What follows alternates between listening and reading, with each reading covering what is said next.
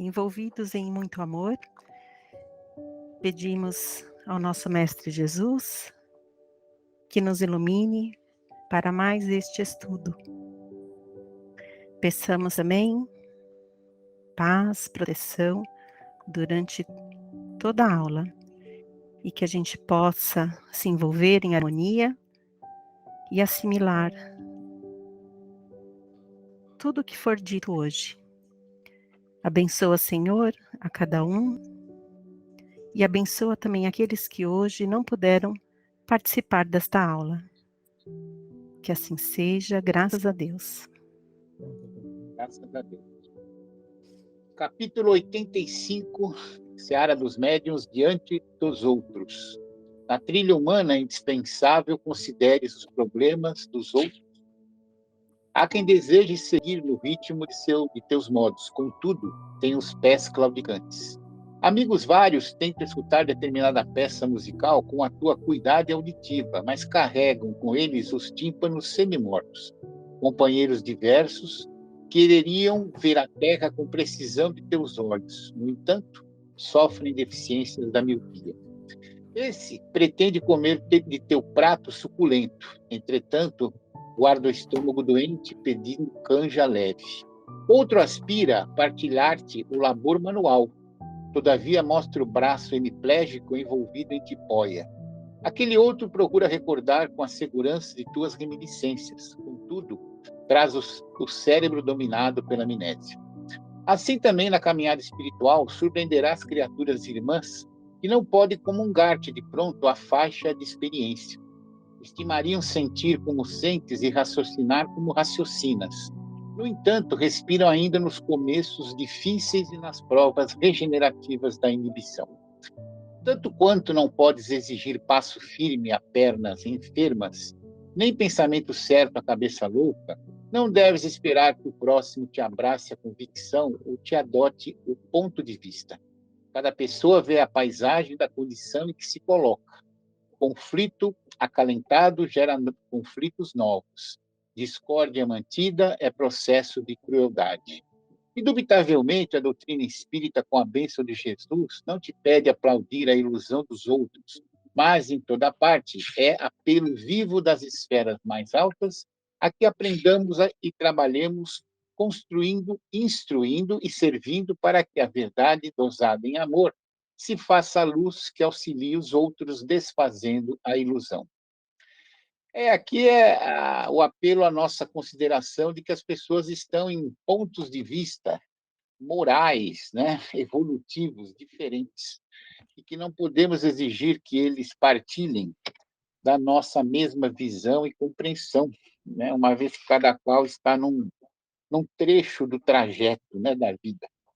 E, portanto, não podemos exigir do outro, mas também não devemos abandonar essa troca contínua de ideias, né, de carinho, de inspiração, que um devemos aos outros, né?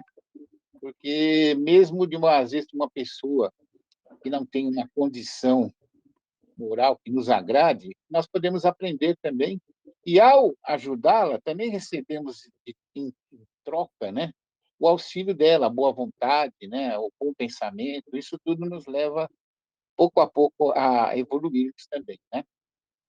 Essa é a minha impressão do texto aqui. Perfeito, perfeito. Mais alguém? E cada qual com a sua experiência, né, Luiz? Porque às vezes Exatamente. às vezes gostamos de ser juízes, né? É. E julgar o outro daquilo que a gente julga que é o melhor e transferível da experiência particular para o outro. E não é assim a caminhada, né? Cada qual. Aquele que faz a jornada a pé é diferente daquele que faz a jornada montado no cavalo, né? Sejam quais forem, mas a perspectiva é diferente, né? Cada qual sabe isso. como acomodar melhor a sela, né? Para o cavalo, né? Sim, sim, exatamente. E as dificuldades são diferentes para cada qual. O que está calçado vai ter mais facilidade no trajeto, o que está descalço terá mais dores, sofrerá mais. Mas a jornada, nós devemos lembrar que nós a escolhemos, né? Toda a vida tem a participação daquele que encarna, né? A escolha. aceitação. Então, é preciso considerar isso tudo e não desanimar, né? Podendo nos ajudar sempre. E o nosso pleito de gratidão à mestra aí, porque ela está ouvindo todos os ensinamentos que ela passou para nós. Olha só que interessante. E nesse momento, né, nesse momento, a gente tem aquela certeza absoluta de que o tempo bem aproveitado é sinal de bons frutos, é sinal de boas causas, é sinal de boas obras. Muito bem-vinda, mestra. Muita inspiração a todos nós aí. Muito obrigada. Vamos começar aí a tecnologia ajudando.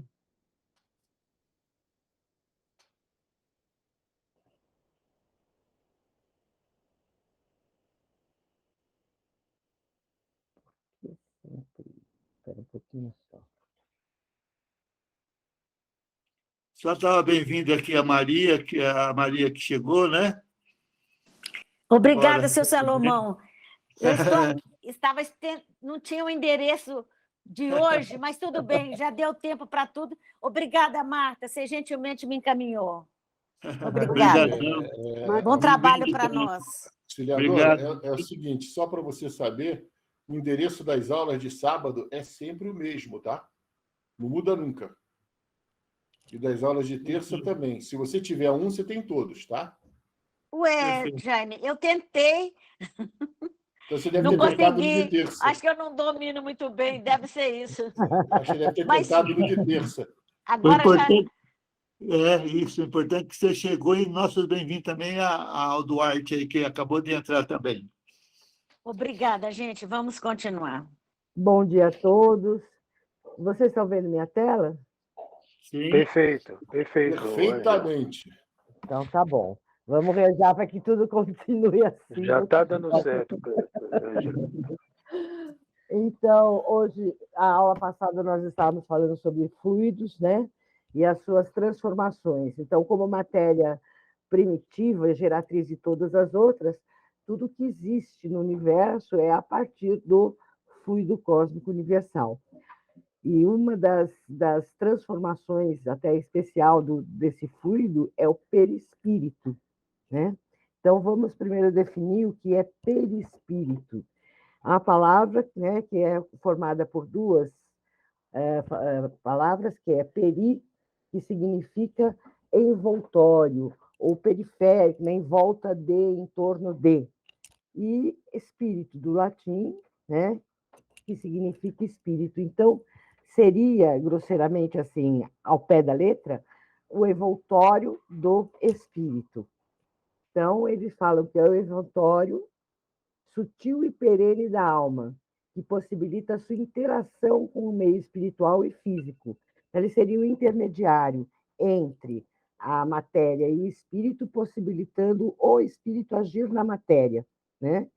Isso está no livro do Zalmino Zimmermann, Perispírito. O termo perispírito ele foi cunhado pelo próprio Allan Kardec, quando na pergunta 93 do Livro dos Espíritos, que ele pergunta: o espírito propriamente dito não tem nenhuma cobertura, ou como pretende alguns, é envolvido por alguma substância? Quer dizer, ele pergunta para a espiritualidade superior se o espírito é envolvido por algo ou se não existe nada que o envolva, né?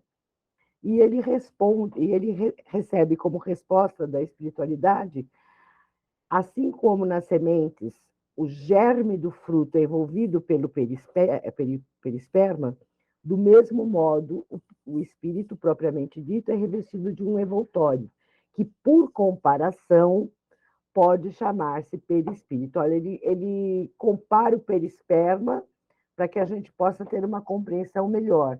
Então, vamos pegar essa fruta aqui que a gente conhece bem e que dá para ver todos os elementos aqui. O caroço, né, do abacate é a semente do abacate. Em volta da semente, a sua polpa é que nós chamamos de perisperma. E a casca que envolve. Então, na comparação, ele teria dito que a semente seria o espírito, o perisperma seria o perispírito e a casca o nosso corpo físico. Então, nós temos aqui, olha, o perispírito e o espírito. Então, um perispírito envolvendo o espírito. E aqui, o nosso corpo físico. Na espiritualidade, como é que fica? No plano material, eu tenho o corpo físico, o perispírito e o espírito.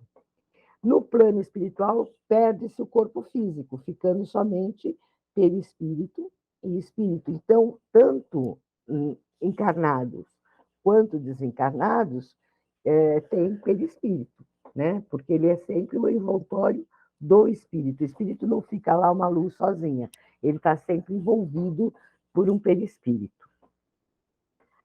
Então, o perispírito, ou corpo fluídico, também nós podemos falar, né? É um dos mais importantes produtos do fluido cósmico. É uma condensação desse fluido em torno de um foco de inteligência. Então, nós já sabemos que o espírito é o princípio inteligente do universo, né? E em torno desse princípio inteligente existe essa condensação fluídica que nós chamamos de perispírito.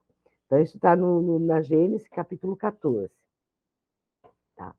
Do meio de onde ele se encontra é que o espírito extrai o seu perispírito. E que ele se forma, ele absorve os fluidos ambientes. Resulta daí que os elementos constitutivos do perispírito naturalmente variam conforme os mundos. O que acontece? Quando o espírito vai encarnar em determinado planeta, ele absorve os fluidos daquele planeta. E é com isso que ele compõe seu perispírito. Então, veja, na Terra, nós temos um planeta de provas e expiação. Então, o fluido que envolve a Terra ele é mais denso. Para encarnar aqui, o espírito retira do ambiente onde ele vai reencarnar, ou seja, em torno da Terra, esses fluidos. Então, o nosso perispírito é mais denso. Se fôssemos reencarnar num planeta mais evoluído, né, aí os fluidos seriam mais sutis, o perispírito também seria mais sutil. Então, obrigatoriamente, para você encarnar num determinado planeta, você tem que retirar o que aquele planeta está o fluido daquele planeta, né? Que pelos nossos pensamentos e que nós impregnamos desses fluidos é que ele se torna mais denso. Agora, falando aqui, gente, imagine Jesus, que veio de uma esfera crística, com o perispírito sutilizado, porque espírito puro, o quanto ele não teve que se preparar para encarnar aqui na Terra. Porque teve que adensar, né, o seu perispírito para poder encarnar conosco. Dizem que ele demorou 2.000 anos de preparação para poder encarnar aqui na Terra. Porque, como espírito puro, quanto mais puro o espírito, mais sutil é seu perispírito. Então, ele habita, né, uma esfera onde o ambiente é completamente diferente, é muito, muito diferente do da Terra. A Terra adensada, imagine como ele, né, foi trabalhado aquilo para que ele pudesse encarnar. E assim mesmo, encarnando na Terra, o seu perispírito era diferenciado dos demais que aqui habitavam na época, né, por ser um espírito puro. Alguém quer falar alguma coisa? Posso prosseguir? Ô, Ângela. Oi.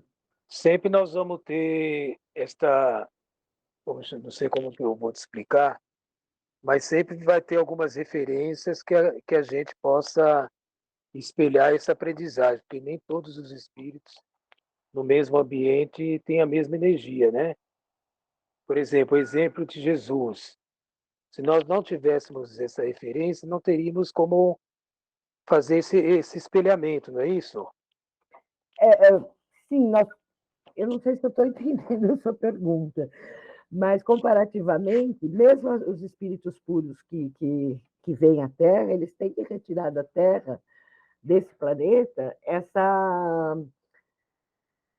esse fluido para que eles possam conseguir encarnar nesse planeta. É como assim você fosse viver num local com ar muito rarefeito, numa altura muito elevada. Você teria que se adaptar, né? E você levaria um tempo para se adaptar e viver. assim os espíritos puros também têm que se adaptar a viver naquele planeta. Evidentemente, a qualidade moral do espírito também influencia no seu perispírito. Então, é diferente, mesmo ele estando encarnado entre nós, ele não tinha a mesma densidade que a nossa. Não sei se é isso que você está perguntando. É bem por aí mesmo, porque a correto. composição, né, a composição das substâncias, ela vai estar relacionada a uma série de fatores, né? Do estágio, do espírito, do ambiente que ele está, né? Das experiências que ele pediu para assumir.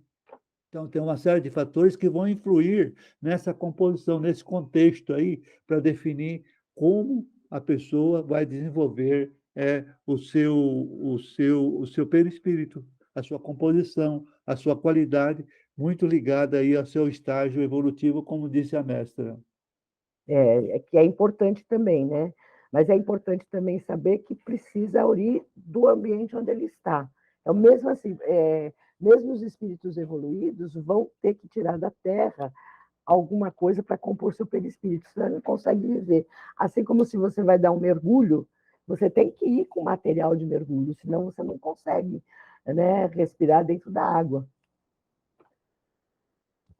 Deu para entender? Deu sim, Ângela, muito, muito explicativo. Obrigado, viu?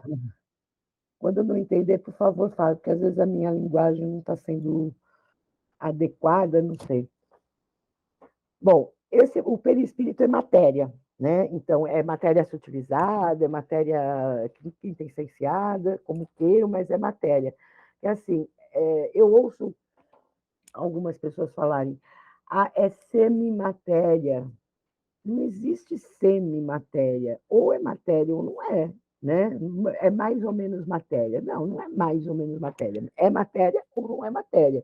É a mesma coisa que uma mulher chegar para a gente e falar assim, estou mais ou menos grávida. Ou tal, não está, né? Então, o perispírito é matéria. É matéria diferenciada? Mas é matéria. E, como toda matéria, apresenta propriedades específicas, né? Então, quais são as propriedades que o perispírito apresenta? Eu vou falar uma a uma depois, tá? Só vou elencar aqui agora. Plasticidade, densidade, ponderabilidade, penetrabilidade e visibilidade. E expansibilidade. Esse aqui é muito importante para nós entendermos os fenômenos mediúnicos, tá?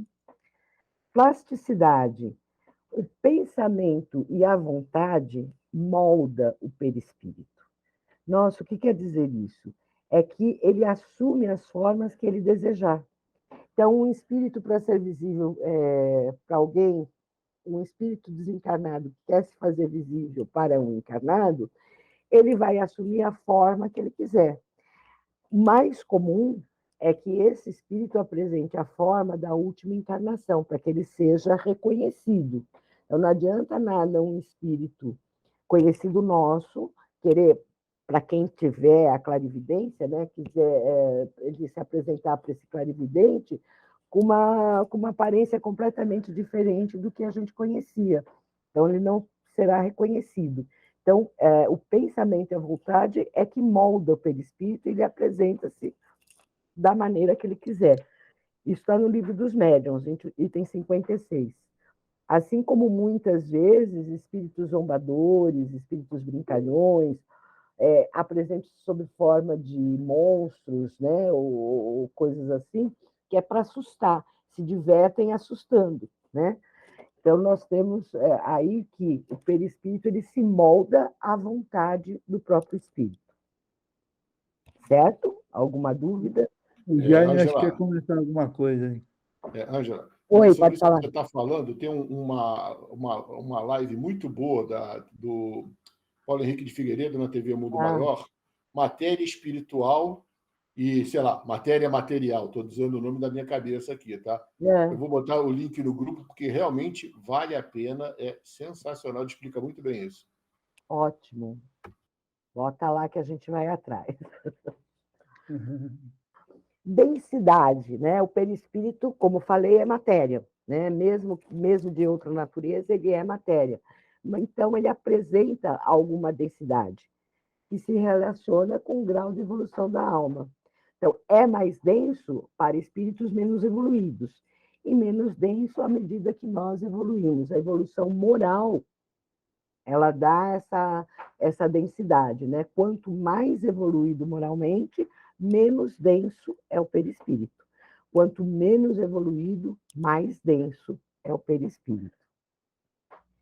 A natureza do envoltório fluídico está sempre em relação com o grau de adentramento moral.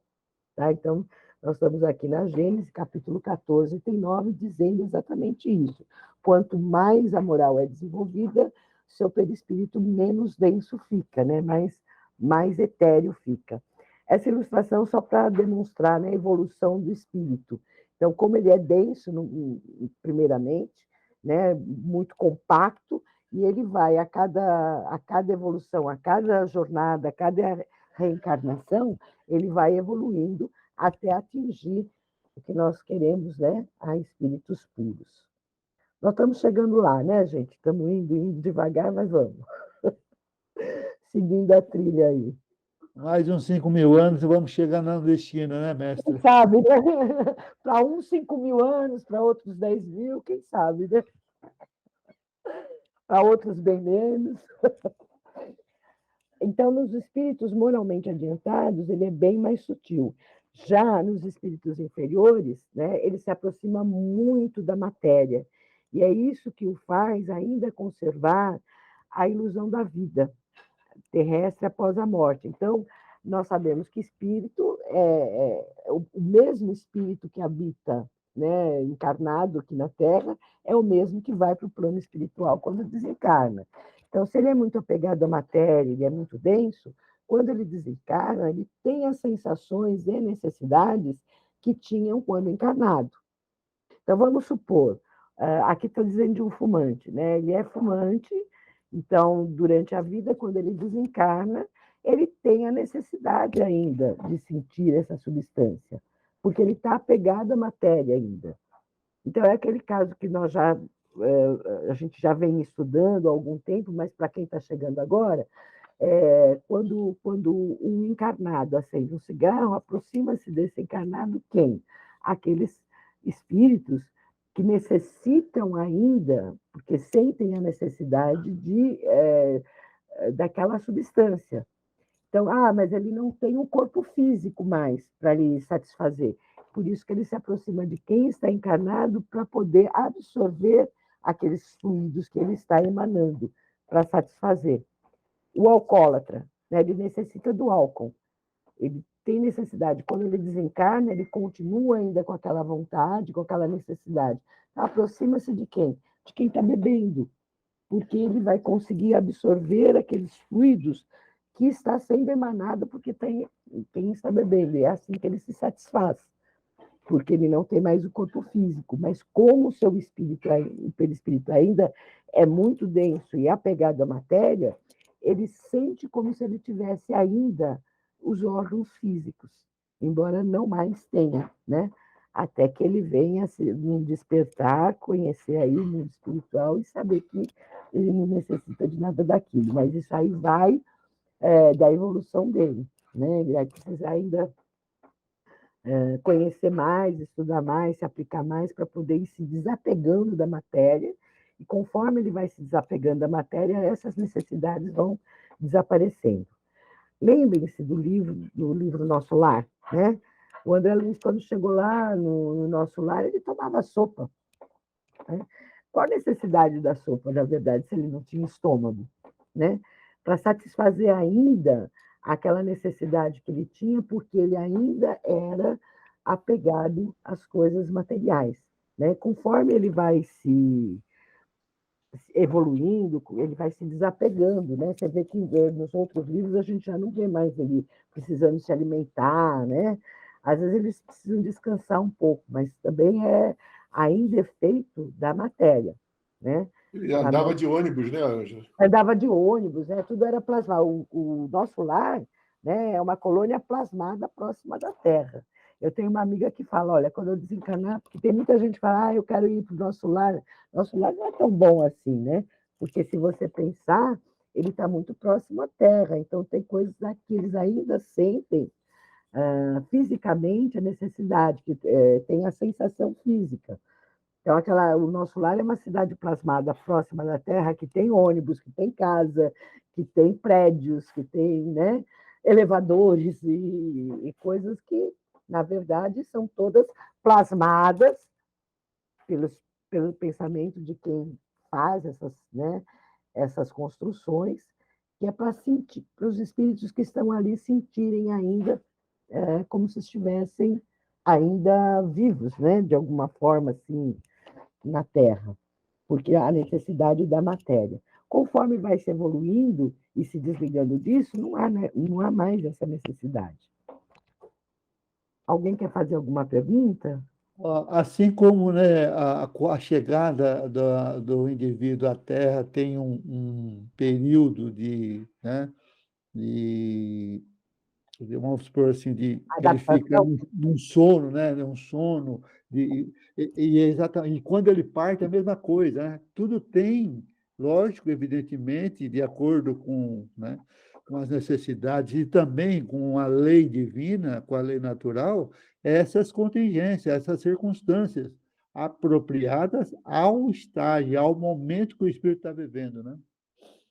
Exatamente. Ponderabilidade, né? O corpo espiritual, ele não tem um peso que seja possível auferir com os nossos aparelhos, né? Porém, ele sob a nossa visão terrestre, né, aqui da Terra, ele não é ponderável pelos nossos aparelhos. Porém, sim, ele tem peso que não é oferido por nós, né? Então, na dimensão espiritual, ele tem um peso específico conforme a sua posição mental, que determina o habitat que compete a ele, né? Então, conforme a sua posição mental. Você veja, a gente tem estudado aí, visto nos livros, nós vimos no Libertação, nós estamos lendo agora também, que dependendo, né, da onde se posiciona o espírito mentalmente, ele se prende a determinados locais, né? Que aí é onde eles ficam mais, vamos dizer assim, pesados, por conta do padrão vibratório, né?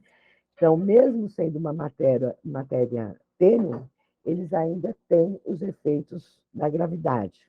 Tá? Isso está no livro O Consolador, de Emmanuel. Os fluidos que compõem o perispírito são muito etéreos, e eles não são bastante material para nós, isso está dizendo a espiritualidade, né? Mas pela prece, pela vontade, pela fé, os fluidos podem se tornar mais ponderáveis, mais materiais e afetar mesmo o toque, o que ocorre nas manifestações físicas e que é a conclusão desse mistério. Então, o que é a materialização, na verdade, né?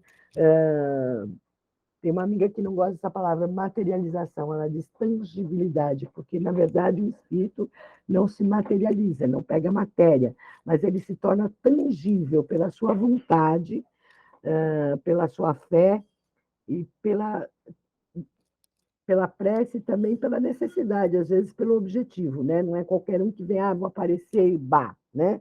Mas ele pode ser feito, se fazer visível e até tangível, de a gente conseguir tocar, ficar sensível ao toque. Tá? Está na Revista Espírita, de junho de 1861. Então, por que alguns espíritos podem aparecer e até se tornar tangíveis? É pelo próprio perispírito. Ele adensa mais o seu perispírito para que ele possa, então, ser tangível. Penetrabilidade. Aqui é matéria nenhum opõe obstáculo a ele. Ele atravessa todos, assim como a luz atravessa também os corpos transparentes. Então, não há obstáculo para um espírito. Tá? Aí ele pode passar pela parede, pela porta. Tem muita gente que vai ter, tenho medo do espírito, fecha a porta. Não precisa. O espírito não conhece porta, né? Ele vai passar. Então, eles podem visitar um prisioneiro no calabouço com a mesma facilidade que visita uma pessoa que esteja em pleno campo. Quer dizer, não existe para eles, né, nenhum obstáculo físico por onde ele não possa passar. Não existe um bloqueio físico que impeça a passagem do espírito, tá? Do perispírito, porque ele tem esse poder de penetrabilidade. Nós sabemos que toda matéria, mesmo densa, ela não é compacta, né? Ela não é, os átomos eles têm uma vibração, então ela não é totalmente sólida, na verdade. Então, o perispírito passa por elas. Nós vimos na aula anterior, né, que a matéria, embora sólida e com as moléculas muito aglomeradinhas, elas conseguem ter um espaço entre elas, e é por aí que o perispírito vai passar. E para a maioria de nós, né, mestra, que ainda estamos num determinado estágio, nós poderíamos lembrar das percepções, né? Aquelas percepções que nós temos durante o sono, durante o dia, aquela intuição, aquela aproximação de uma entidade, né? Tudo isso são apenas uma nesga, um sinal ainda muito pequeno. E às vezes a gente até brinca, imagine você numa roda de conversa ou de estudo, de repente, materializar alguém, né? Se for um espírito superior, você vai se sentir bem, né? Você vai sentir... Desculpe, mas eu saio correndo. Se for inferior, arrepio, mal-estar, mau agouro, medo, e a disparada aconteceu. Mas aí nós vamos falar dos nossos fluidos, né? Se nós estamos numa roda de oração de estudo, a gente está atraindo para nós os espíritos bons. Não teria cabimento chegar um espírito, né, mais galhofeiro, porque ele também depende, né, da aproximação, da sintonia da nossa vibração. Mas eu concordo com você, de qualquer forma, superior ou inferior, eu ainda não estou preparada, hein, mestre? Eu tenho medo. Que horror falar nisso, né? Se a professora não está, imagina os alunos. Isso me fez lembrar... Vocês sabem do episódio do Chico no avião, né? No pinga-fogo. Que ele tá... Isso, que ele começa... Eu não sei se todos conhecem, ele está viajando de avião e o avião entra numa zona de turbulência, começa a tremer e ele começa a olhar apavorado e começa a gritar. E o Emmanuel se aproxima dele, né? Fala, o que é isso? Para! Mas quando o Chico começa a gritar, e o Chico já era uma figura conhecida, os passageiros olharam para ele e falaram, se ele está com medo, imagine nós, né? Começa uma gritaria naquele avião, porque se o Chico está com medo de morrer, imagine nós, né? É isso aí. Como é que é? Fique, tranquilize e morra com dignidade, lembra? Morra com educação, né? Não grite, morra com educação, uma coisa assim. Muito bom, né? Morra com educação. O Emmanuel não dava trégua para o Chico. Tadinho. É isso aí. Continuando. Então, aqui, olha, foi uma foto feita. Vocês percebem que tem um espírito aqui passando pela parede. Olha só. Ai, ai, ai, né? Fecha a porta, que eu não quero ver espírito. Para que fechar a porta, né? Visibilidade. Embora seja invisível aos nossos olhos, ele é visível para os outros espíritos. Então, lá no plano espiritual, nada é escondido, né? Mas de que forma? Bom, alguns espíritos ainda não evoluídos não conseguem enxergar os espíritos mais evoluídos por conta da luz. É a mesma coisa que você querer olhar diretamente para o sol, né? Vai afetar muito as nossas vistas, nós não vamos conseguir. Então, é assim, os espíritos menos evoluídos, com um perispírito mais denso, talvez não consigam enxergar aqueles que estejam muito adiantados. Mas de um espírito para o outro é visível. Agora, ele é invisível aos nossos olhos comuns, né? Aos olhos espirituais, aqueles que têm a clarividência conseguem ver, tá? E a tangibilidade é justamente aquilo que eu estava falando, de tornar-se tangível, de ser, de ferir os nossos sentidos. A gente consegue no tato tocar esse espírito. E aqui, olha, com apoio ectoplasmático. O que significa isso? Que os médiuns que estão ali naquela reunião de fazer um espírito se tornar tangível, os médiuns têm que ofertar, né, doar o ectoplasma, doar aqueles fluidos animalizados, porque sem isso o perispírito não consegue adensar suficiente para se tornar tangível. Por isso que os fenômenos hoje em dia de tangibilidade, eu vou falar materialização, que é a palavra que todo mundo conhece, usa, embora ela não seja apropriada, tá? Mas vou falar em materialização. Então, os fenômenos de materialização são mais difíceis de acontecer, porque depende do quê?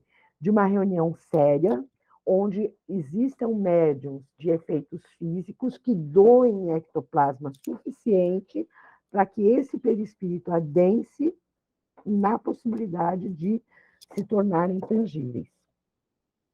Certo? Alguma dúvida?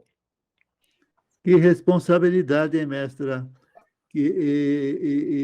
Para realmente ter essa condição para participar, né? Por isso, aquela disciplina, né? aquele equilíbrio mesmo mental e moral para poder realmente chegar a esse nível de entendimento e ser convidado a participar, né? A Fátima tinha levantado a mão, Ângela. Fala, Fátima. Oi, então, Oi. Eu tive uma experiência essa semana no sonho. Compartilhe. Então, o meu pai faleceu em janeiro de 2019. E, assim, eu nunca havia sonhado com ele, né? E, nesse sonho, eu encontrei com ele. Era ele, porque às vezes a gente sonha e é outra pessoa, mas a gente não, é fulano, mas estava com uma outra fisionomia, né? Mas era o meu pai. Ele falava para mim que ele tinha rejuvenescido e eu consegui tocá-lo. Ai, que coisa mais gostosa. Então, assim, aí eu fiquei, será que isso é coisa da minha cabeça, né? Ou se é possível, né? Assim, eu consegui tocar, mas não foi por muito tempo. Aí depois, assim, ficou tudo branco, né? E esse foi o sonho, né? E ele falou, e eu chorei muito, mas ele não chorou, ele se manteve calmo, né? Mas eu Então, tive essa experiência, eu acho. ai, que coisa gostosa, né? E É, tudo bem, né? acordei bem feliz, chorei de novo, né? Porque foi muito bom. Olha, quando você sonha, né, existe então a emancipação da alma. Você sabe que seu espírito deixa o seu corpo físico e vai para onde você quer, onde o teu pensamento manda, né? E quem sabe você foi realmente agraciada pela visita do seu pai. Você pode ter se encontrado na espiritualidade com ele, porque agora você... Por que você tocou? Porque você não era matéria, você era espírito. Né? O teu corpo físico estava lá, dormindo, sossegado. O teu espírito que encontrou com o espírito dele. Então, aí, nesse caso, não seria a tangibilidade, você o tocou porque você era espírito também. Certo. Né? Entendi. Agora, quando a gente volta ao corpo físico, essas impressões que a gente tem do plano espiritual que a gente viaja, nem sempre são exatamente aquilo que aconteceu, né? Vem um pouquinho distorcida para nós, a gente lembra flashes, alguma coisa assim. Então, provavelmente você deve ter tido um bate-papo legal, né? Uma coisa mais rica, e você conseguiu só reter alguma parte. Mas, de qualquer maneira, você conseguiu, né? Nossa, foi maravilhoso. Isso foi muito bom. Eu me sinto bem assim também, quando eu sonho com a minha mãe, que desencarnou há algum tempo também, e quando eu sonho com ela, eu acordo feliz. Porque assim, a sensação é de que eu estive realmente com ela. Exatamente. Né? Uma coisa muito boa. Que prova para a gente que eles continuam lá, vivos, né? Isso, e me fez lembrar, né? Que eu falei assim, pai, que bom que agora o senhor percebeu que a vida continua. Olha, eu falei isso para ele, né? Coisa linda, né? Bom mesmo. Tá, obrigada. Bom. Obrigada a você por compartilhar esses expansividade. Esta é uma das propriedades do perispírito importantes para a gente entender, inclusive, o processo de comunicação que a gente tem com a espiritualidade, os fenômenos mediúnicos, né, que a gente faz. Expansibilidade é a forma como o perispírito tende a expandir-se. Assim como um gás se expande, né, o nosso perispírito também tem essa capacidade. É claro que tudo vai depender também, né, da qualidade moral do espírito. Então, quanto mais evoluído, maior a capacidade que ele tem de expandir-se, né? Então, tudo sempre depende do grau de evolução do espírito, né? Aqui, alguém tem alguma dúvida? A minha parte, tranquilo. Eu vou falar de uma coisa importante aqui, que é chamada de bicorporeidade. Seriam dois corpos. Na verdade, foi um termo cunhado pelo Kardec, que ele se relaciona com o fenômeno de desdobramento. Gente, eu fiz questão de sublinhar essa palavra desdobramento, porque, na realidade, essa palavra não é uma linguagem adequada, porque um espírito não se dobra, então ele não tem que desdobrar, né? Na verdade, ele se emancipa. É a maneira como o espírito sai do corpo físico. Mas é uma expressão mais adiantada da expansibilidade, como é que ele consegue se expandir a ponto de aparecer em outro lugar. Então, na verdade, não existe dois corpos. Eu vou dar dois exemplos e a gente vai aqui falar sobre eles. O primeiro está no livro dos Médiuns, a história de Santo Antônio de Pádua. Então, Santo Antônio de Pádua estava pregando na Itália ou na Espanha, porque existe aí uma controvérsia, né? No livro dos Médiuns fala sobre a Itália, e Kardec, num original, estava falando na Espanha. Então, aí eu não sei se ele estava na Itália ou na Espanha, mas, enfim, ele estava num lugar da Europa, que era Itália ou Espanha, pregando. Quando ele soube que o seu pai estava sendo preso em Lisboa, acusado de um crime que ele não tinha sido culpado e que ele provavelmente ia ser condenado por esse crime. E ele aparece, então, em Lisboa para defender o seu pai e inocentá-lo.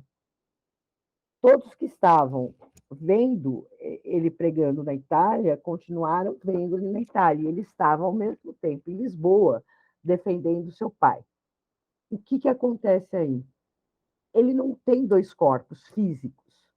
O corpo físico era apenas um. O que aconteceu aí foi uma expansão do seu perispírito que o fez tangível, visível e tangível em outro local, que era justamente para inocentar o pai, né? Então, esse é um fenômeno da expansibilidade do perispírito. Claro que ele era, né, o Santo Antônio de Pádua, já um espírito evoluído, seu perispírito era muito mais sutil que os demais, e ele tinha esse grau de expansibilidade grande. Então, ele se fez visível em dois locais. Por que se fala em dois corpos? Porque o corpo que apareceu em Lisboa também era visível e tangível, parecendo um corpo físico, que na realidade não era, era a expansão do seu perispírito. Tá? Vocês conheciam essa história?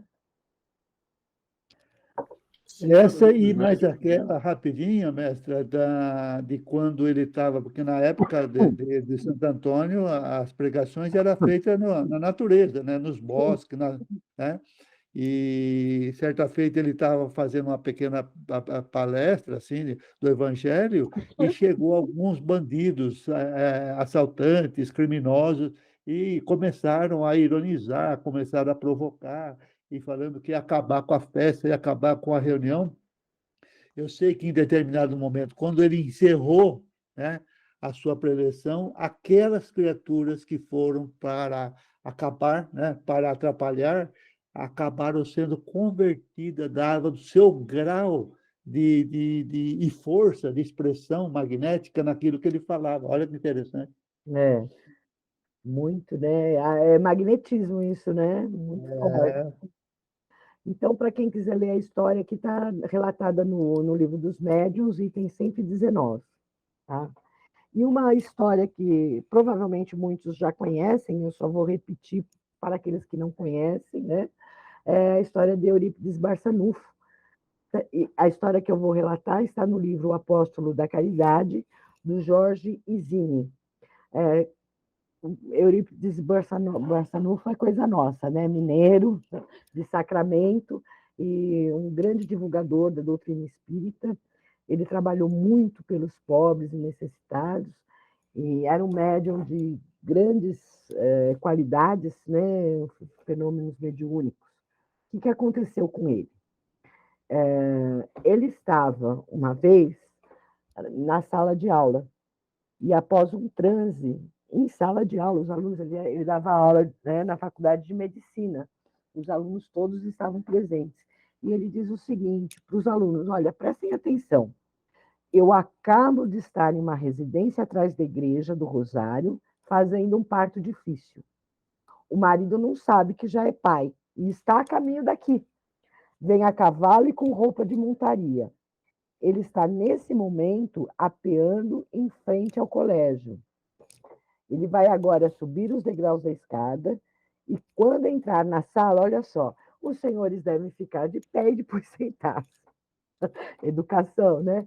Atenção, olha, ele vai entrar. E aí um homem entrou com um chapéu e roupa de montaria, muito aflito, pedindo, então, que Barçanufo fosse urgentemente fazer o parto da mulher que estava ainda já passando mal.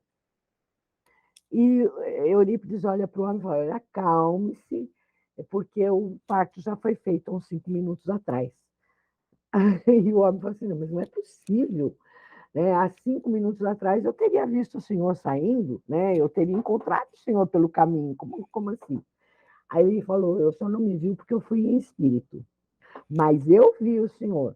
Então pode ir para sua casa sossegado, que a menina nasceu, é forte e bonita. Aí o homem não acreditou naquilo, né? Ele falou: não, eu estou com medo, eu estou temendo pela vida da minha esposa, e fez com que o Barçanufo fosse realmente ir até a casa dele, né? E levou o Eurípides lá. A mulher que havia acabado de ter a criança, né? Olha, com a filhinha deitada ao lado, e quando viu o Barçanufo, disse assim: mas o senhor não precisava vir de novo, senhor Eurípides. Eu e o bebê estamos passando bem. E aí o Eurípides, então, regressou ao colégio para continuar a aula interrompida.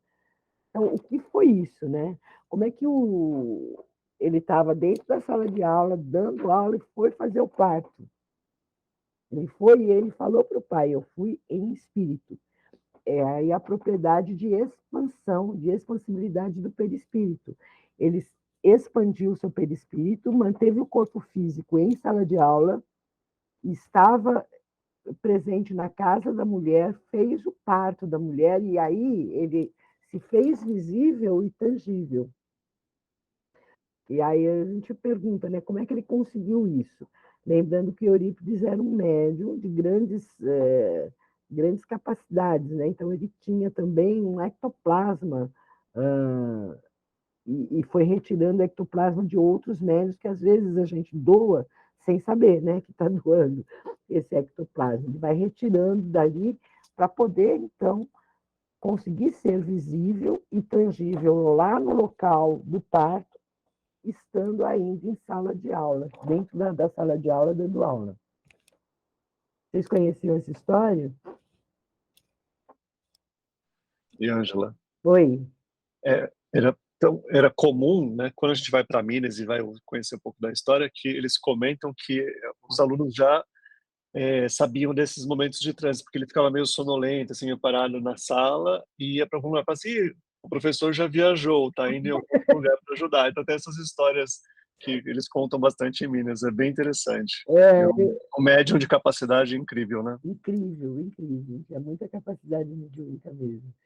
E aí você vê, os próprios estudantes já sabiam, ele se mantinha, o corpo físico se mantinha, porém em estado, né, de transe, mas se mantinha ali e o perispírito saía para ajudar. E é por conta dessa propriedade, né, do perispírito, de você poder expandir-se. Muito interessante. Claro que ele também, né, evoluído do jeito que ele era, tinha um perispírito mais sutil, então a expansão que ele apresentava era muito maior, né? Engraçado, né, mestra? Quando você conta uma história dessa maravilhosa, a gente começa a pensar, meu Deus, então quer dizer que cada um de nós tem o potencial e a capacidade de sintonia com um espírito que pode se comunicar, por exemplo, durante a prece, né, durante a sua meditação e tudo mais, se nós estivermos realmente, né, essencialmente, ligados, sintonizados com aquela criatura, um espírito superior, ou alguém que nós queiramos nos comunicar, com certeza a gente vai conseguir. Mas isso depende de exercícios também, né? Que é a mediunidade, né? O exercício da mediunidade é que vai desenvolvendo esses talentos, né? Que vai aprimorando esses fenômenos. E tudo uma questão de sintonia, de vibração, de evolução, né? Da nossa tão falada reforma íntima também, né? Porque quanto mais evoluído nós formos moralmente, né, mais capacidade a gente vai ter, né? Então também o nosso esforço de mudança também conta bastante aí, né?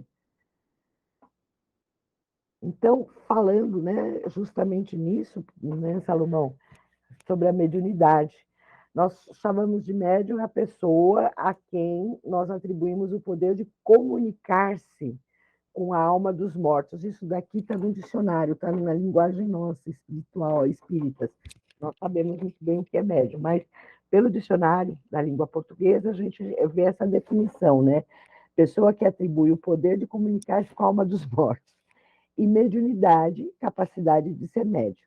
Na verdade, a gente sabe que mediunidade, na verdade, é a faculdade, é a interpretação, né, do plano espiritual para nós. O intérprete do plano espiritual é aquele que consegue trazer para nós as comunicações que vêm do plano espiritual.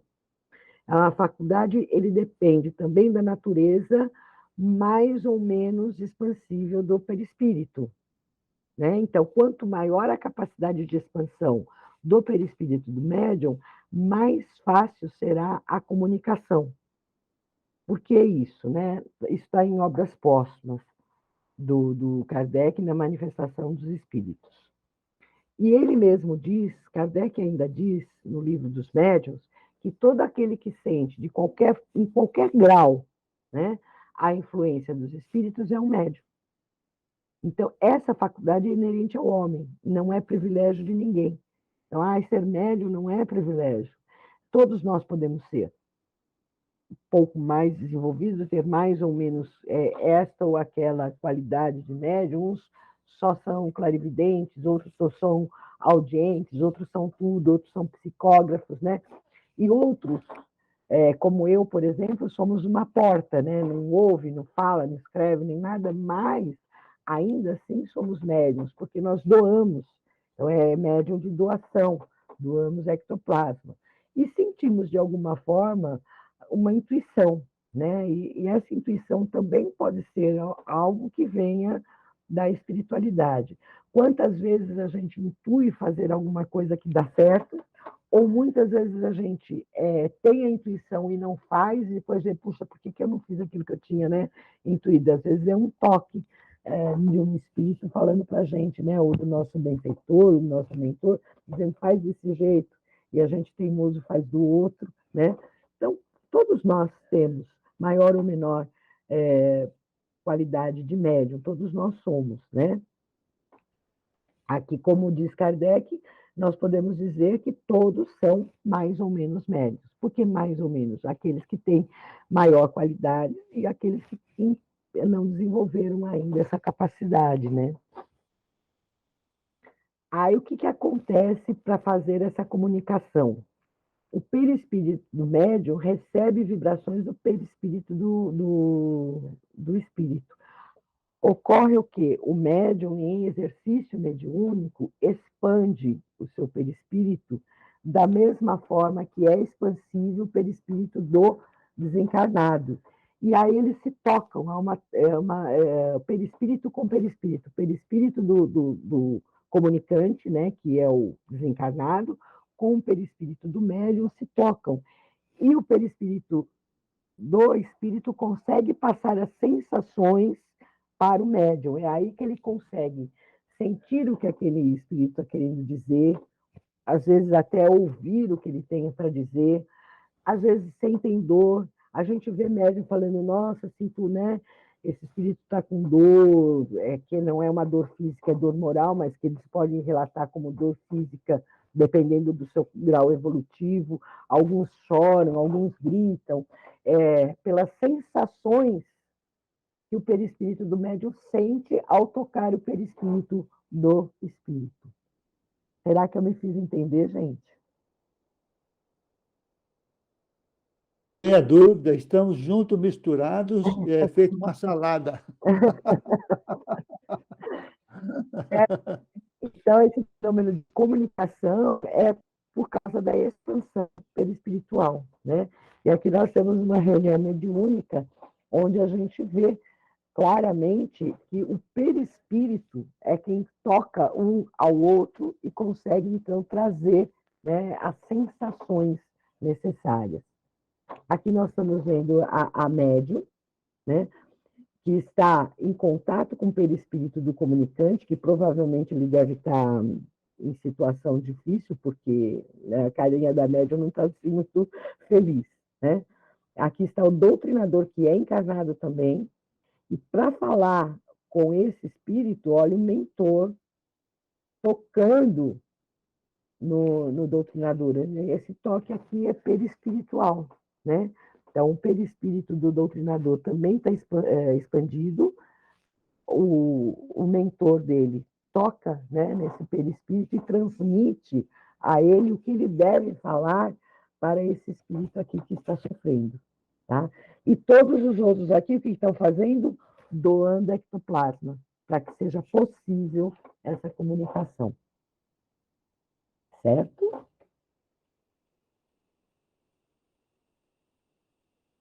E é isso aí, pessoal. Muito bem, Ângela, muito bem. Oi. só um pequeno comentário.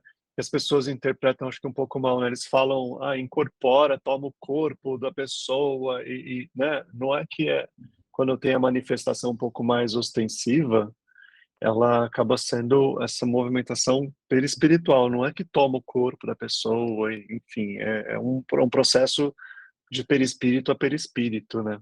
Você está certíssimo, Fábio. Foi bom você ter falado, né? Porque incorporação não existe. Teu corpo é teu corpo, tua casa. Né? Você não pode, de repente, abandonar tua casa. Não existem dois espíritos morando no mesmo corpo. Né? E você não pode...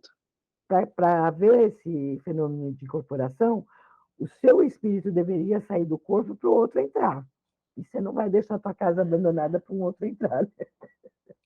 E não há ruptura, né, minha gente? Não há desligamento, né? Há um afastamento. Exatamente. Né? O teu espírito fica ali o tempo inteiro e você empresta, né? Para que ele possa manipular, mas é sempre por expansão do perispírito. Essa palavra incorporação é que saiu, assim como outras palavras, né, que tem desdobramento, materialização, né, são palavras que a gente usa talvez para facilitar o entendimento, né, mas que na realidade, se a gente, como nós estamos estudando, a gente sabe que está errada, né, o uso desses termos. Como materialização, o espírito não se materializa, ele se torna tangível. Ele não fica material, né? Mas ele fica tangível. Então, mas a gente usa o termo porque facilita a compreensão. Daí a importância desse estudo nosso de cada dia para poder a gente ter os parâmetros, né? Ter as referências, se atualizar nos termos, né? Na expressão, na abordagem, das experiências que todos nós vamos ter, né, nos trabalhos e tudo mais. Então, isso se torna fundamental. Agora, como diz, né, na própria codificação, como é difícil encontrar a palavra certa, então se estabeleceu aquele termo, aquela palavra, momentaneamente. Mas é claro que com o passar do tempo as coisas se atualizam, né, e vêm à tona à luz do entendimento, né? À medida que a gente vai estudando e se aprofundando, a gente vai conhecendo melhor, né? Realmente, nosso vocabulário ainda é pobre, né, para as explicações dos espíritos. E muitas vezes a gente recebe também perguntas de pessoas que não são espíritas, né? E se nós respondemos de um modo assim preciso, nós não estamos contribuindo com a precisa determinação da doutrina, né? Nós estamos ensinando mal. Então, essa lembrança é muito importante a gente usar um termo preciso, né? Porque pouco a pouco nós vamos divulgando a doutrina mais correta, né? Ou seja, sem essa visão grosseira, né? Que muitas vezes se dá. Eu tinha, assim, é engraçado, você falou isso, já me lembrei, uma vez estava falando com pessoas, quando a gente fala sobre orientar, sobre fazer o evangelho do lar e tudo mais, então tem que tomar cuidado com o que a gente fala, porque assusta, quando a gente fala assim, olha, faça o evangelho, mas leia em voz alta, porque tem mais gente ouvindo. Ai, tem espírito ouvindo, eu não vou fazer.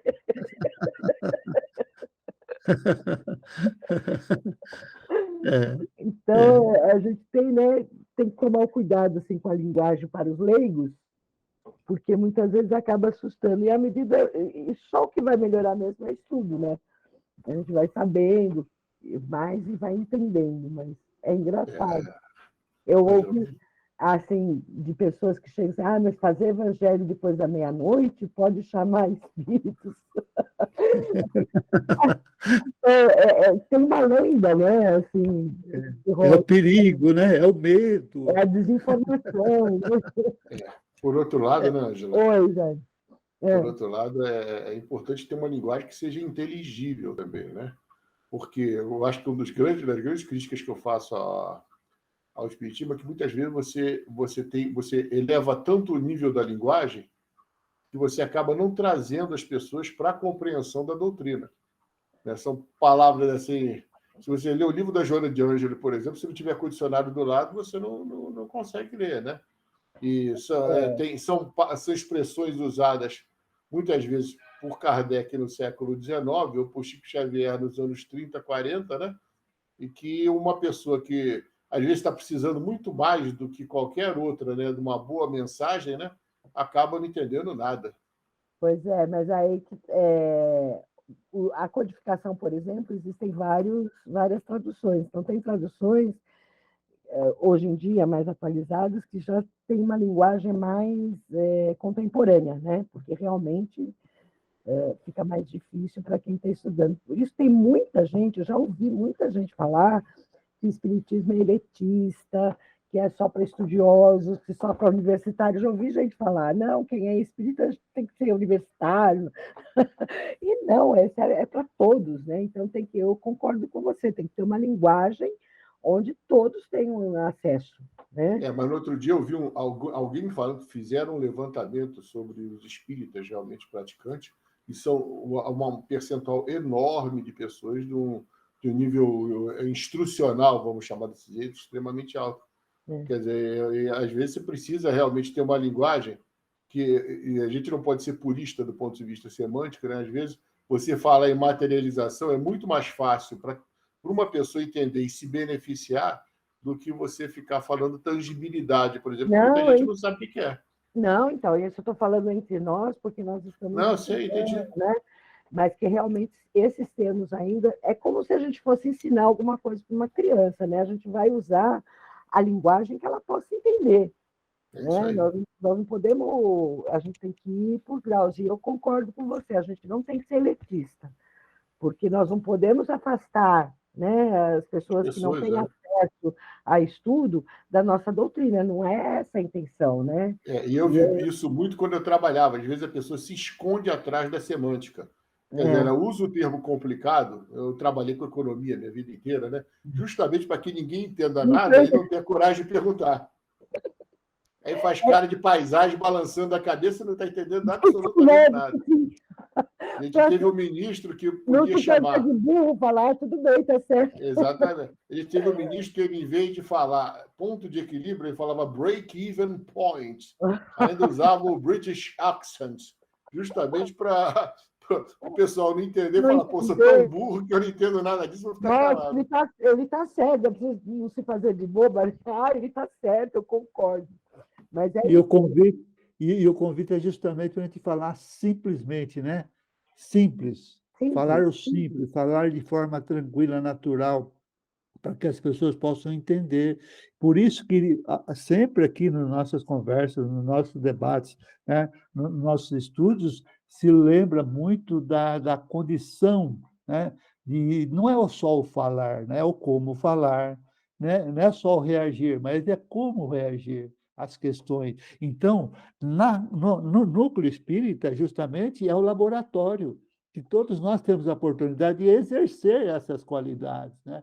Tentar controlar, muitas vezes, o ímpeto, a moderação, buscar o entendimento, buscar, né, o trazer a gestão de uma forma bem assim, fraterna, democrática, sabe?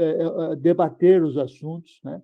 E não achar que cada um é dono da verdade. Não. Então, tem que trazer a conversa para o centro da discussão, no sentido de ver o melhor para o núcleo, não para mim, para o núcleo, o que é melhor para a casa, o que é melhor para, nesse caso específico desse trabalho espiritual, né? O que é melhor, né? Como vamos agir, como vamos fazer, né? E é muitas vezes que nós não podemos esquecer esses detalhes. O Jean está com a mão levantada. Isso, isso que eu falo. Não, e o que é importante pensarmos é a nossa responsabilidade, né? Sobretudo os trabalhadores da Casa do Caminho, sobretudo nos momentos de palestra, né? Olhar para o público que está ali, né? Eu já tive algumas amigas que são semi-analfabetas que já se afastaram da Casa do Caminho não, da Casa Espírita onde eu frequentava antes dessa, que se afastou porque eles diziam, eu não entendo nada do que vocês falam, não compreendo. E a gente sabe que a grande parte das casas espíritas, elas estão nas regiões periféricas, né? Então a gente tem que ter esse olhar de carinho, de falar simples, mas que a pessoa sinta acolhida, ela saia da casa e consiga dizer, eu estou levando uma mensagem para mim, eu consegui entender a mensagem de Cristo, eu consegui entender uma passagem do Evangelho. Isso é muito significativo. Nossa, é muito importante. Então, nós temos essa responsabilidade de perceber qual é o público que a gente trabalha. É lógico, se você tiver um público que está mais envolvido com estudo, que participa de curso, você eleva um pouco mais o nível, mas não é essa a realidade que nós temos, no geral, nas casas espíritas. Então, requer muita nossa responsabilidade. Quanto mais conhecemos e estudamos, mais exige que nós percebamos esse olhar mais criterioso de estarmos envolvidos com o nosso público. Nossa, é importantíssimo você falar isso, né? Porque, assim, a gente está num grupo de estudo específico aqui, todos nós estudando, então o nosso linguajar é diferente, né? Aqui para nós, porque existe entendimento. Ainda assim, às vezes eu me preocupo de não estar sendo claro o suficiente e tudo mais, mas para a palestra, obviamente, a gente tem que realmente tomar esse cuidado, né? Porque a gente não pode afastar quem está chegando. A Marta quer falar alguma coisa? A Marta está com a mão levantada. É que, na verdade, eu concordo com o Jean, eu acho que a gente tem que usar um palavreado mais acessível, mas, ao mesmo tempo, eu tenho algo a acrescentar, eu acho que a gente tem que ser mais conciso, porque muitas vezes, mas isso é uma mania minha, como eu sou jornalista, eu gosto de juntar tudo e falar em poucas palavras, com com um conhecimento grande. Então, o que eu percebo é que, muitas vezes, alguns palestrantes mesmo, né, ou mesmo em aula, repetem as coisas muito, muito, muito, estende demais. Então, às vezes, a pessoa não está entendendo o que ele está falando e ele está se estendendo demais, demais, demais, quer dizer, cansa, e aí a pessoa não volta, entendeu? Então, eu acho assim, é um exercício muito difícil, mas eu acho que é importante a gente ser o mais, assim, a gente também tem que tomar cuidado, porque, de repente, se você sintetiza demais, você acaba perdendo conteúdo. Mas eu acho que é mais ou menos isso, não sei, também pode ser alguma neurose minha, também não, aí eu peço desculpas. Aí, Marta, tem algumas palestras que... Porque a gente tem um tempo, né? Estou falando como... Eu estudei no curso de expositor na federação, então a gente é treinado, né, para dar palestra. Então, tem palestras dependendo da assistência. Então, você tem uma palestra de 10 ou 20 minutos, como eu dei na Casa do Caminho outro dia, eram 20 minutos. Então, eu tinha 20 minutos para falar sobre aquele assunto. E tem assistências que você fica 1 hora falando.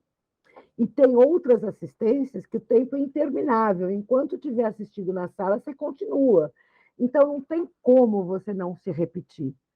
Então, tem algumas assistências, por exemplo, que você está fazendo a palestra e entra outro. E sai um, entra outro, e sai um, entra outro. Então, você tem que se repetir. Acaba repetindo. Não, tem razão, tem razão. Porque aí depende do tempo que você tem.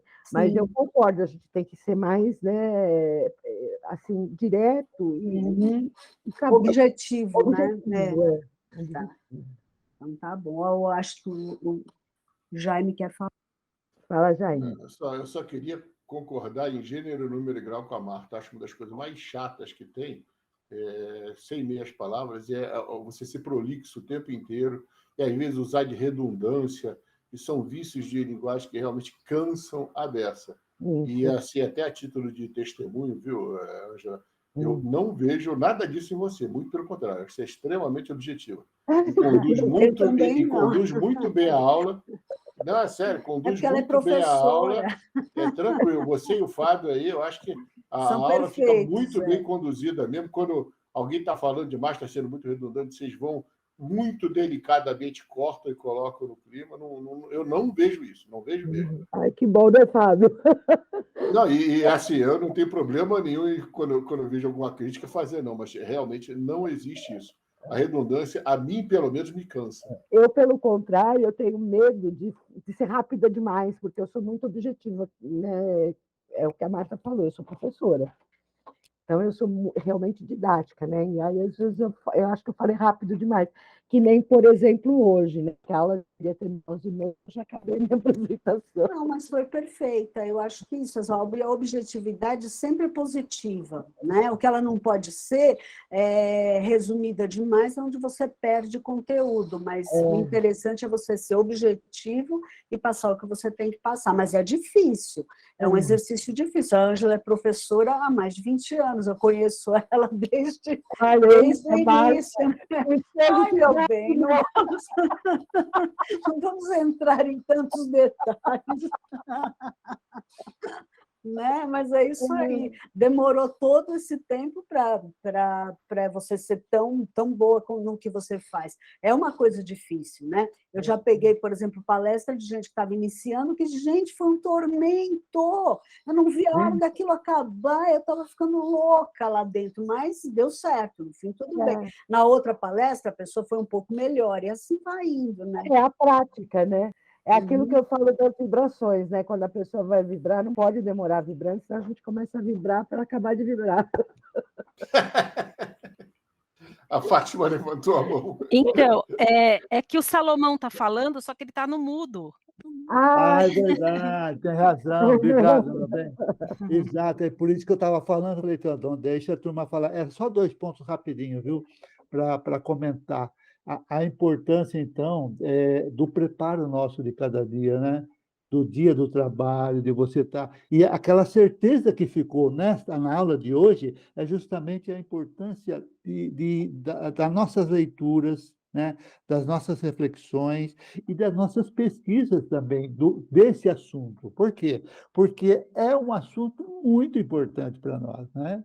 É um assunto fundamental para nós, que queremos saber, no momento, sei lá, que você precisa, né, atender a entidade que está lá se apresentando de uma forma, às vezes, até agressiva, e você tem que contornar, você tem que ouvir, você tem que, né, colocar todo o seu amor, a sua afabilidade e doçura nesse momento para ele entender, para ele compreender, para ele acalmar.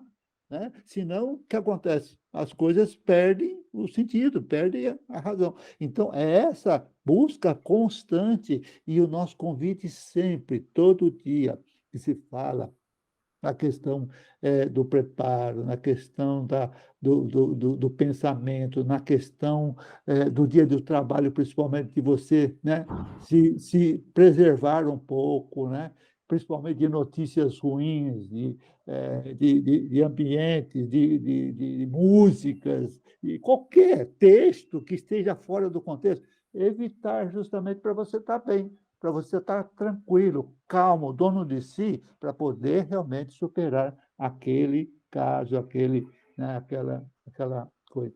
Obrigado, Fátima. Fábio levantou a mão.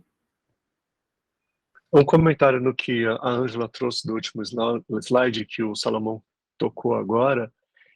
Nos trabalhos, principalmente nesses de manifestação, tem pessoas que falam assim, eu não sinto nada, não vejo nada, né? Acha que não está sendo útil naquele momento, mas a importância de exatamente isso, a emanação ali daqueles fluidos, daquela vibração, da sustentação do trabalho, para que ele ocorra bem, né? Então, se aquele trabalhador está ali pensando que não está contribuindo, está pensando no que vai fazer depois, ele está interrompendo um fluxo, um elo de energia que está ocorrendo ali. Então, a importância é exatamente de manter o seu pensamento sempre elevado, fazendo a sua oração ali para poder amparar o trabalho, obviamente, e também ir aprendendo com essas experiências, né? Como educar, né? Como orientar um espírito sofredor que está ali. Isso vai desenvolvendo muito. É super importante, e todas as peças no trabalho, né? Peças, eu digo pessoas, são de extrema importância no desenvolvimento da atividade. E aí você falou tudo, né, Fábio? Porque sem esse médium de sustentação e de doação, né, de ectoplasma, não existe trabalho de mediunidade. Talvez ele seja o mais importante ali. E a gente acha que não estou fazendo nada, né? Eu sou uma porta, mas eu estou lá. Ângela, deixa eu baixar a mão aqui. Não, remetendo ao que o Salomão e que o Jean principalmente falaram, a gente estava falando no começo da aula sobre a aula o recomeço da aula do Ação e Reação sábado que vem, né? Só o Salomão pode confirmar aí, mas sábado que vem eu acho que a gente não vai recomeçar a aula, porque vai ser a live da Celina Sobral, às 16 horas. Justamente falando sobre educação para o aprendiz e a importância no preparo dos tarefeiros. Certo? Tudo a ver, né? Tudo a ver, né? Exatamente. É isso mesmo, dia 6 do 8, eu estava lembrando agora, né? O retorno, vamos começar justamente tocando num assunto fundamental que foi falado hoje. Então, bem lembrado, viu? Porque realmente, na sábado que vem, às 16h30, vamos ter essa live. Que é 16, Salomão? Todos. Salomão, é 16 horas, não é 16h30, 16 horas. 16 horas? 16 Isso. horas, entendeu? Então, a Celina Sobral já convidou a todos, tá? Porque ela quer, na verdade, fazer um debate. Ela quer fazer um debate sobre exatamente isso, a questão da importância da tarefa, a importância do preparo do tarefeiro, justamente para que o desenvolvimento do trabalho seja o melhor possível. Essa é a intenção. Os convites já foram mandados, só a Mariana, que ainda não recebeu. Se eu me lembrar, vou ver se eu mando depois. Mas está convidada, Mariana. Só me posicionando aqui, que a gente teve um período de afastamento. Qual foi o último capítulo estudado, gente, da Ação e Reação? Eita, pergunta difícil, vou tentar achar aqui. Foi o capítulo 9. 9. Capítulo 9, né? Capítulo 9, né, É. Fábio? Já foi feito 9, né? Agora a gente vai para o 10, é isso? Vai Isso, pro vai para o 10, 10. exato. Vai para o 10. Vai para o 10. Viu? Só para eu me orientar. Essas férias, hein, minha gente? Nossa, estou envolvida lá com meu pai, que graças a Deus está jóia. Graças a Deus, melhorando um Já, pouquinho. 13, capítulo 10. Isso. Capítulo 10, perfeito. Perfeito. Mais alguém quer comentar Capítulo alguma coisa? 10, feito no dia 13, é comigo ou com o Fábio? Eu acho que é com você, Ângela. Se dia 10 vai ter aula de manhã, então, se dia 10, oh meu Deus. Se dia 6 vai ter aula de manhã, dia 13 não vai ter, então é você mesmo. Exatamente. Aí o Fábio já fica com a outra faço 11. para a gente Dia distribuir 20. as tarefas. Só para a gente se preparar, né, Fábio? Exatamente. Ângela, deixa esse computador ligado até lá, porque a apresentação está maravilhosa. Aí hoje, graças a Deus. Vai continuar assim, se Deus quiser, Jair. Graças a Deus. Né, gente? Mais algum comentário, alguma dúvida, alguma lembrança, algum que foi falado, que vocês acham importante? Nós temos aí mais uns 5 minutinhos. Ficam à vontade, tá? Acho que foi bem explorado o tema mesmo. E cabe agora a gente também se aprofundar um pouco mais e pesquisando e continuar, né, no nosso processo. Porque essas duas vitórias, tanto do Antônio de Pada como do Eurípides, isso que a gente sabe e é comentado numa aula, 2 casos, mas tem milhares e milhares e milhares e milhares de casos, né, bem parecidos, tanto quanto, né, que vem comprovar justamente essa realidade que estamos vivendo, né? Que demanda de cada um de nós, assim, o estudo e a pesquisa constante, porque nós sabemos que uma aula por semana é muito pouco para a gente adentrar verdadeiramente aos portais aí da espiritualidade. Marta levantou a mão. Marta está com a mão. Gente, não, desculpa, eu acho que até já falei isso, mas sobre essa questão da bicorporiedade, existe também no livro aquele Autobiografia de um Yogi, do Paramahansa Yogananda, que é um livro bem interessante para a gente ler, e ele narra que um mestre, que um dos gurus dele estava fazendo uma meditação na frente de vários discípulos, quieto numa meditação, e ao mesmo tempo ele foi até o rio, lá não sei o que, onde não sei quem estava chegando, e conduziu essa pessoa até lá. E aí, quando a pessoa chegou, falou, mas como ali? Ele estava me conduzindo, estava lá, e ele fez isso. E parece que, eu não me lembro direito, que eu li o livro faz tempo, mas que até a areia da sandália dele foi vista no meio do caminho. Esse livro, apesar de ser do Yogi, que tem uma outra filosofia, ele é muito legal, porque tem muitos exemplos de coisas que a gente, pelo Espiritismo, consegue explicar. É bem interessante, até acho legal. É isso só. Marta, Perfeito. você pode repetir o nome, por favor? Chama Autobiografia de um Yogi. Tem, inclusive, um documentário sobre ele. Eu lembro que eu saí do cinema, porque eu já fazia yoga há uns tempos, e fui assistir esse documentário.